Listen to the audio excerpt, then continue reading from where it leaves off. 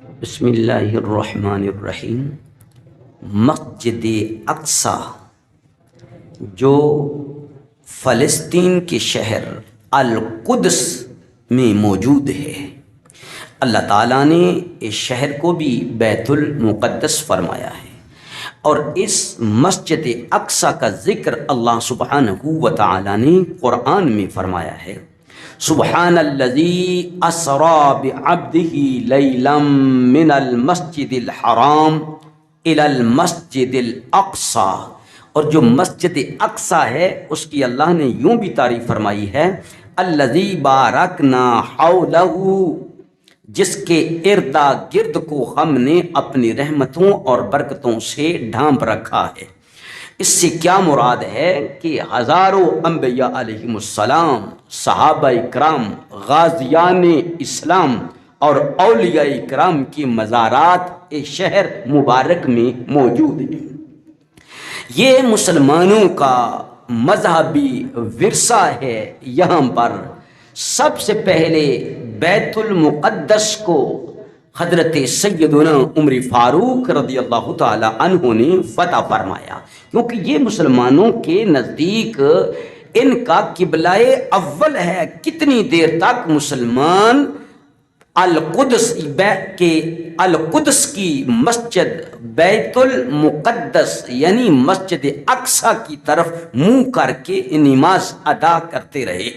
حضرت امیر المومنین فاروق اعظم رضی اللہ تعالی عنہ نے یہودیوں کو بھی اور عیسائیوں کو بھی یہاں پر آ کر عبادت کرنے کی اجازت دی، لیکن عیسائیوں کی شرط یہ تھی کہ ہم قبضہ تمہارے ہاتھ میں دے رہے ہیں، لیکن یہاں پر یہودیوں کو عبادت کی اجازت نہ دی جائے۔ تو امیر المومنین رضی اللہ تعالیٰ عنہ نے ان کی اس شرط کو قبول نہ فرمایا۔ پھر انہوں نے عرض کی کہ ٹھیک ہے، عبادت کر کے واپس چلے جائیں، یعنی یہاں پر اپنی بستیاں آباد اور گھر آباد نہ کریں۔ امیر المومنین رضی اللہ تعالیٰ عنہ نے ان کے ساتھ یہ معاہدہ فرما لیا تھا۔ پھر عربوں کی نااہلیوں کی وجہ سے، ان کی عیاشیوں کی وجہ سے، دنیا کے اموال کی حرص کی وجہ سے اور آپس کی چپکلسوں اور لڑائیوں کی وجہ سے عربوں سے سطوت جاتی رہی، یہاں تک کہ تاتاریوں نے آخری خلیفہ عباسی خلیفہ کو محل سے نکالا، ایک کھال میں لپیٹا اور اپنے گھوڑوں کے ٹاپوں کے تلے روند کر رکھ دیا، یعنی ذلیل اور رسوا کر کے رکھ دیا عربوں کو۔ پھر اللہ رب العزت کے بندوں میں سے غیر عرب یعنی کردوں میں سے ایک شخص، وہ جان باز مجاہد ملت اسلامیہ آج تک بھی جس کو سلام عرض کرتی ہے، وہ ملت اسلامیہ کا ہیرو حضرت سلطان صلاح الدین ایوبی رحمۃ اللہ تعالی علیہ نے کئی سالوں کے جنگوں کے بعد، مصائب و آلام کے بعد، کافروں کے چھکے چھڑاتے ہوئے اس مرد مجاہد نے القدس جا کر مسلمانوں کی قبلہ اول کی سرزمین کو اور فلسطین کو آزاد کروایا، اور دوبارہ پھر عربوں کی حرکتوں کی وجہ سے یہ مسجد اقصی پھر یہودیوں کے قبضے میں آ گئی۔ اور اب بھی انشاءاللہ تعالی جب غیر عربوں کی سپورٹ عرب کے لوگوں کو، فلسطین کے مظلوم مسلمانوں کو پہنچے گی، تو انشاءاللہ تعالی پھر یہ قبلہ اول ہمارا غنڈوں یہودیوں سے آزاد ہو جائے گا۔ عزیزان گرامی قدر، آج افسوس کس بات پر ہے؟ افسوس آج اس بات پر ہے کہ تمام مغربی غنڈے مل کر اسرائیل کا ساتھ دے رہے ہیں، لیکن ادھر مسلمان ممالک کی حکمران ہیں، وزراء ہیں، صدور ہیں، تو ان کی تہذیب ہی مغربی ہے، ان کا تمدن مغربی ہے، لباس مغربی ہے، کھانا پینا چال ڈال مغربی ہے، ان کی سوچ مغربی ہے، ان کی وضاقتہ مغربی ہے، ان کی اطوار مغربی ہیں۔ یہی سرزمین جو پہلے مجاہدین کی سرزمین ہوا کرتی تھی، اب ان ممالک پر ایسے لوگ قابض ہو چکے ہیں کہ علامہ اقبال فرماتے ہیں میں تم کو بتاتا ہوں کہ تقدیر امم کیا ہے، شمشیر و سنان اول طاؤس و رباب آخر۔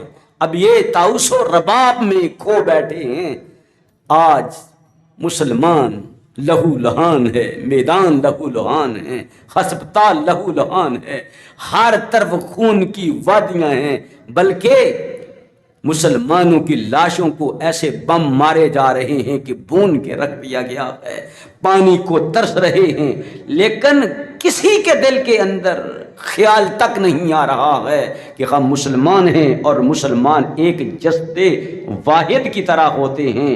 وہ مظلوم تڑپ تڑپ کر جان دے رہے ہیں، لیکن ہم کھا پی رہے ہیں، اپنے مزوں میں گم ہیں۔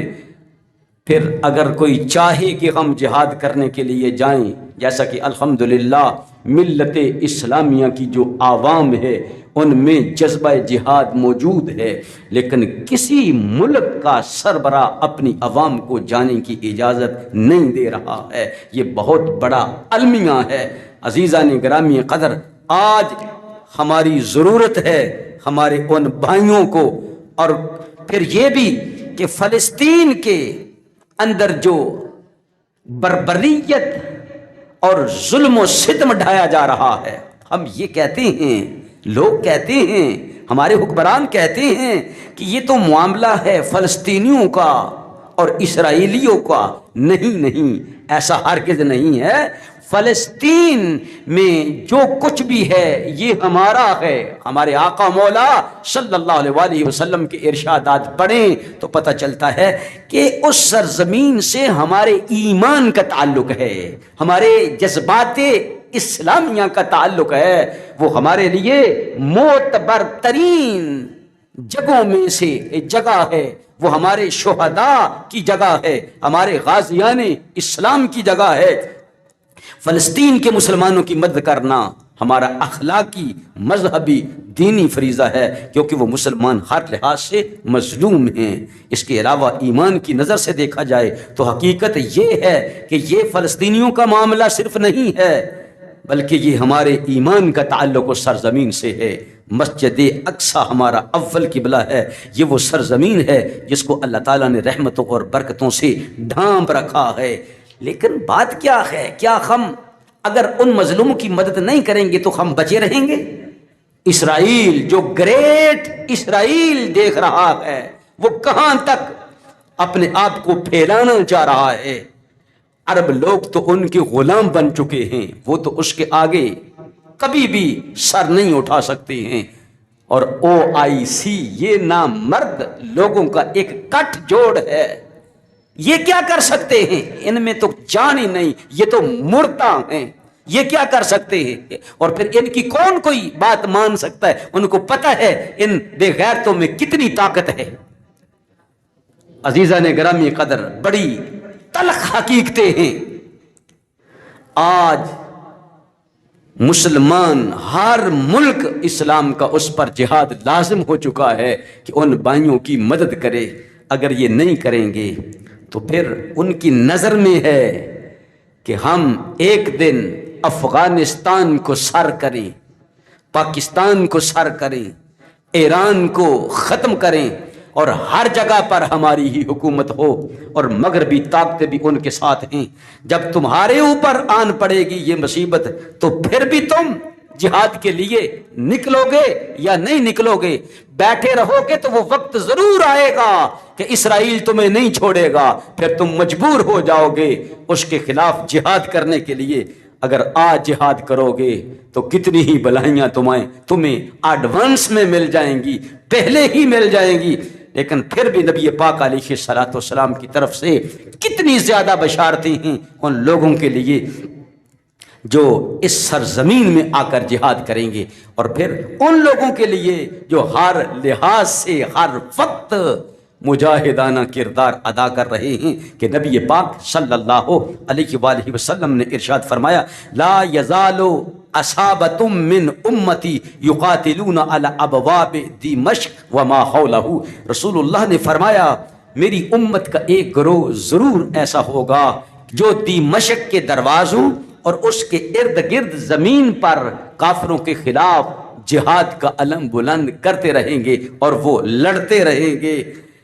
وعلی ابواب بیت المقدس وما حولہ، اور بیت المقدس کے دروازوں پر اور اس کے ارد گرد زمین پر وہ کافروں کے خلاف جہاد کرتے رہیں گے، وہ قتال کرتے رہیں گے، وہ لڑتے رہیں گے۔ اور رسول اللہ نے فرمایا لا یضرہم خذلان من خذلہم، اور جو ان کو برباد کرنا چاہتا ہے وہ ہر لحاظ سے برباد کر کے آزما لے گا، لیکن پھر بھی ان نہتے مسلمانوں کو ان کے مشن سے الگ نہیں کر سکے گا، ان کے مشن سے ہٹا نہیں سکے گا، ان کے مضبوط قدموں میں لغزش پیدا نہیں کر سکے گا۔